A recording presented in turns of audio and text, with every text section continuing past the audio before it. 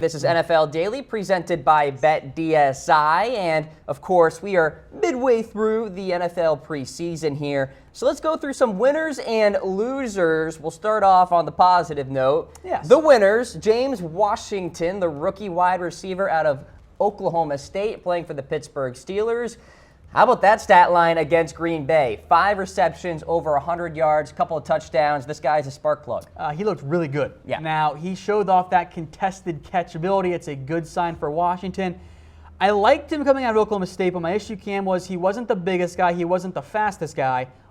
How is he going to make his impact? So far, it's been the contested catches route. I have been very impressed with Washington. Cam, I know you've mentioned Dez Bryant to Pittsburgh. If Washington plays like this, they don't need Dez, because they'll be fine with Juju, Antonio Brown, and James Washington. You're right. That's a hell of a 1-2-3 punch. You're absolutely right. Plus Lev Bell. But I will say Washington's a tad different in terms of his makeup and his build than, say, a Dez Bryant. And what James Washington can do is more of the vertical ability, Dez more of the red zone target. But you're right. I mean, hey, if Washington pans out as just an overall receiver, he can do it all. Sure, no need to bring in Dez Bryant if you are Kevin Colbert, the GM for Pittsburgh. All right, so big-time winner there, Mr. Washington. Let's talk about Teddy Bridgewater. This is why the trade rumors are swirling, because his demand is going up. He's playing so well. Look, he hasn't been flawless by any means. No one is flawless in the preseason, unless you're Rico Gathers, apparently. But Teddy Bridgewater has shown the starting caliber ability for the NFL.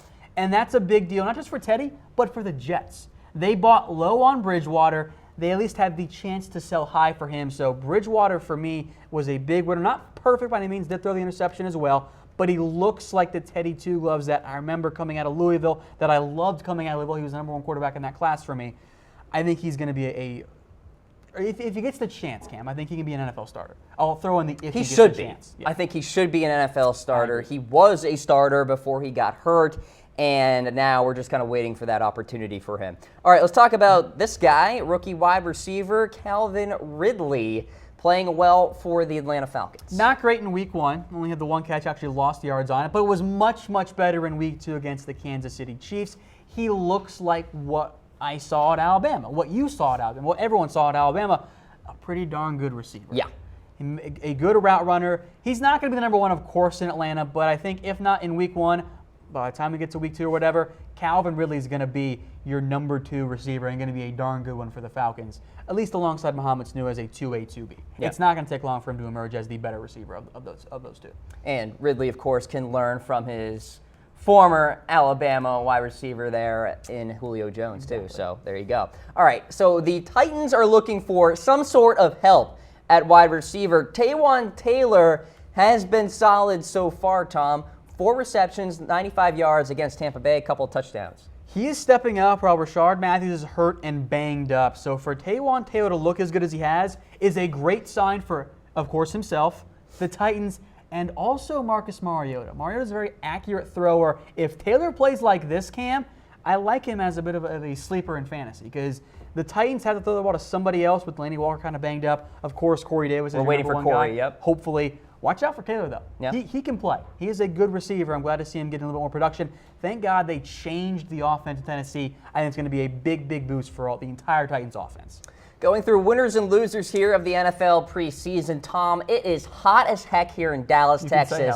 And then the number 1 shirt to cool me off, Mizzen and Maine. They've given us these fantastic products, and they feel great. That sweat wicking technology makes a big difference. Yes, it does. And you know what? I can throw it in the washer, throw it in the dryer. Don't have to worry about ironing either. It's a beautiful thing. So Mizzen and Maine, great products. Check them out, comfortable.af. All right, so more winners here in the preseason. Josh Rosen, very good quarterback so far. That touchdown throw I thought was beautiful. Yes, the pocket was wide open, but Josh Rosen dropped that pass in on a dime with perfect ball placement. That's what I saw at UCLA. It wasn't the best in week 1, was much, much better against the Saints. He bounced back, and he looks like a true franchise quarterback going forward for Arizona. Now, Cam, I don't think he's going to start week 1. I am always okay with giving young quarterbacks time to learn. I think you can learn plenty from watching veteran quarterbacks play, especially if your offensive line isn't necessarily the best one either. So I would lead more towards it's okay to start Sam Bradford, but I want to see Josh Rosen this year. I think he is a very pro-ready quarterback. All right, hit us up in this reaction poll. Who should start week 1 for Arizona? Sam Bradford, Josh Rosen. Give us a heart for Bradford, a like for Rosen. Eventually, it will be Rosen. It may not be this year, though, Tom, unless Sam Bradford gets hurt, which is very much possible. Going to. Yeah, so maybe, now that I think You about it. realize that like halfway through your sentence. Yeah, exactly. But the hope is from Steve Wilkes that Sam Bradford can start the entire year. All right, let's talk about Chris Warren, running back for the Raiders. How about that stat line? He has been fantastic for Oakland. Now, again, I'll make note of this overall. Who you play in the preseason does kind of matter. Chris Warren has been going up against the backups, but I don't want to take away from what he's done. This is what I thought he was going to be at Texas, Cam, when he had that breakout game against Texas Tech, went for 250-plus yards and looked fantastic, was a true battering ram bulldozer, but fell out of favor, was injured, got moved to tight end in Texas, and when he came out, I'm like, look, he's not going to do anything because I didn't trust him. And he got to Oakland, and he's been given the chance as a halfback, and he's looked incredible. And Cam, I know Marshall Lynch is going to make that roster. One of Richard or Washington, I would guess Richard, maybe Washington, though, is going to be your third down back. That, I would guess, leaves 1, maybe 2 spots for Doug Martin, Chris Warren, and DeAndre Washington. I'm cutting Doug Martin in favor of Chris Warren right now. What has Doug Martin shown the past year and a half to make me want him on my roster? Chris Warren has actually looked productive. I would put him on my roster right now. I know he's not doesn't bring a whole lot in the passing game, and he might be limited to a inactive role early in his career. But I'm not going to try and sneak him onto my practice squad. I want him on my roster because he has looked good. He's looked like that early Texas Chris Warren, and that's a dude that I want on my team. All right, let's talk about the quarterback position, particularly with Chad Kelly of Denver, recently promoted to QB2 over Paxton Lynch, and with good reason. Chad Kelly actually looks competent? Is that the thing? And Lynch just isn't good? We'll talk about Paxton Lynch later in the losers section, shocker, but Chad Kelly was an interesting prospect for me coming out because he was a little bit of a gunslinger, made a lot of mistakes, made a lot of great plays as well, had a ton of off-the-field red flags, isn't the biggest guy either, and there was the injury as well. That's why he fell to Mr. Irrelevant. Had he been healthy with no off-the-field issues, he probably would have been a top 60 pick, I think. So if the Broncos are trying to build somebody behind Case Keenum, invest in Chad Kelly, not Paxton Lynch. We'll have more about Kelly during our rumors section as well. All right, one more name to get through here. Jordan Willis, defensive end for Cincinnati. A couple of sacks against Dallas, 3 tackles, 3 hurries as well. And you're talking about a Bengals team that should be pretty solid on the defensive side. Well, the offensive line was not good for the Cowboys, at least those starters there. Chaz Green was a disaster again. Cam Fleming wasn't all that good either. But Jordan Willis was all over the field, and this is a very deep Bengals defensive line. Dunlap and Johnson and Hubbard and Willis, and of course, really productive Carl Lawson last year. Going 5 deep at defensive end, you're going to have a tough time finding a better 5 guys. And in reality, Michael Johnson actually might be the worst of those 5. But it's still listed as a starter for the Bengals. Atkins and Billings and Glasgow and Baker. It's a really good unit. And to see Jordan Willis play like that, even though he wasn't quite that sharp in his first year, is a promising sign for him and the Bengals. All right, once again, thanks to BetDSI for allowing us to bring you this very fine program here on Chat Sports. Support them at chatsports.com/bet. The best promo code ever is NFL120 for that 120% deposit bonus.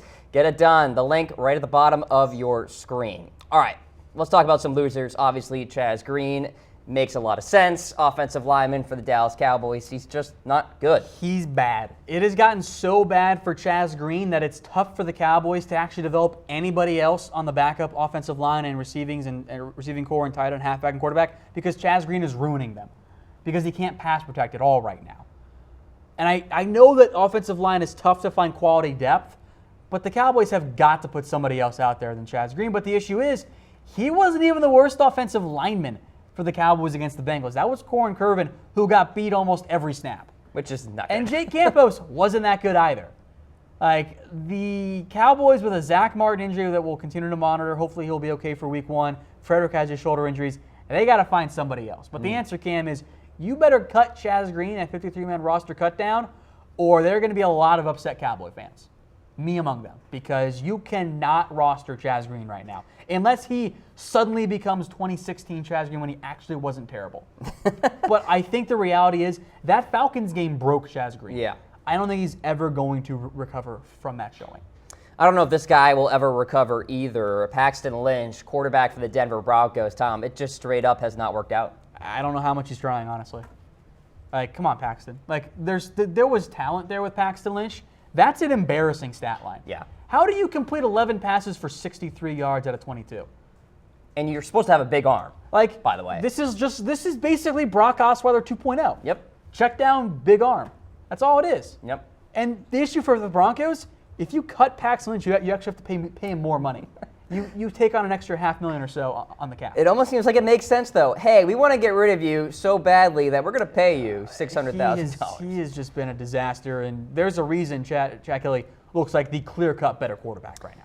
Speaking of disasters, Matt Khalil just hasn't been good at all for Carolina, and the Khalils in general, by the way, in terms of their career the last couple of years, but Matt in particular, not very good.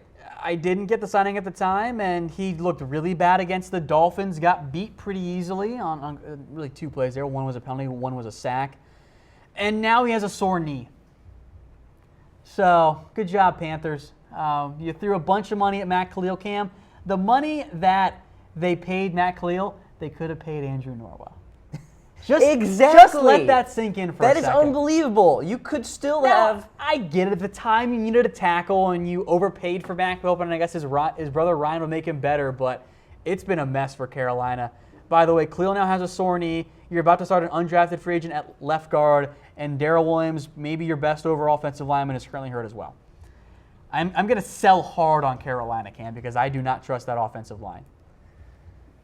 Trey Turner is probably the best player on that front line at this point. All right, let's talk about AJ McCarron, and he's a loser because, well, he's hurt. Hairline fracture may not be good for week one. You know, I never really believed in AJ McCarron, but I still feel really bad for him. Like, this was going to be his chance to prove me and a bunch of other people wrong that he can be a starting caliber quarterback, and now he's got a hairline fracture in his collarbone. Like we said, probably won't play in week one.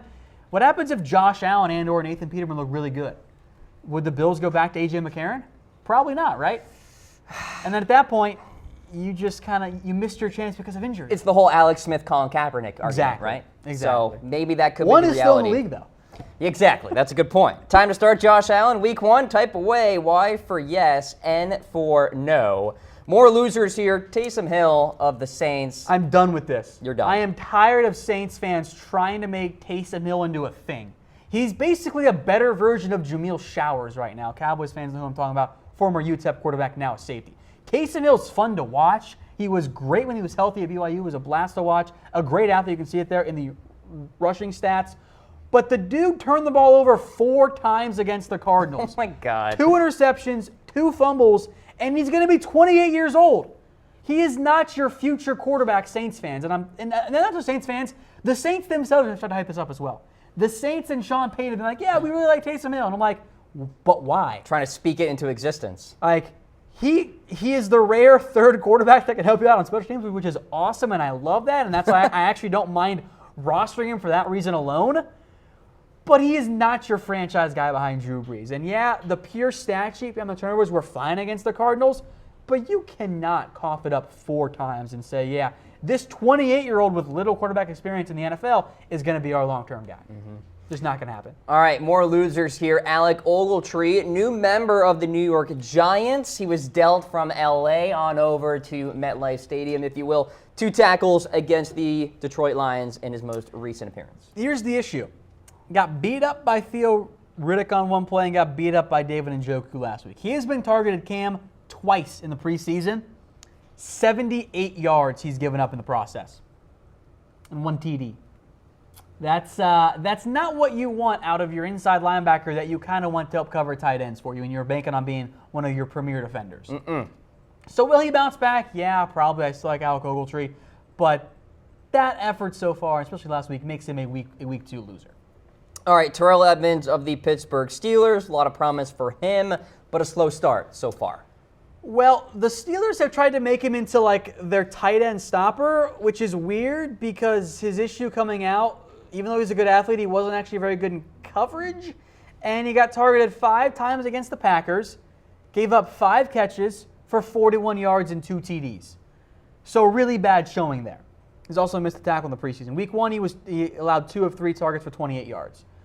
So I don't really think the Steelers have put Edmunds in a position to succeed right now, but early showings in the preseason, not that great for Edmunds. Yep. Hopefully he can bounce back. Yep. All right, we'll see what happens for him. Plenty of time left, just a rookie. Well, let's talk about A'Shawn Robinson, because there was a lot of promise with him coming out of school, and here he is with just 1 tackle to show for. 5 total so far in the preseason. Well, the biggest issue overall is that A'Shawn Robinson, who I like coming out of Bama, and I think I'm just going to have to take the L and say I missed on this one, he has fallen down the depth chart and has worked with the 3rd stringers against the Giants. That's not what you want when you need a reliable interior defender. A guy that I thought was going to start this year is now down with the 3rd stringers. That makes you a loser if you're A'Shawn Robinson. Hopefully he can get it together and hopefully he can make the most of his ability and talent, but as of right now, a loser in the preseason.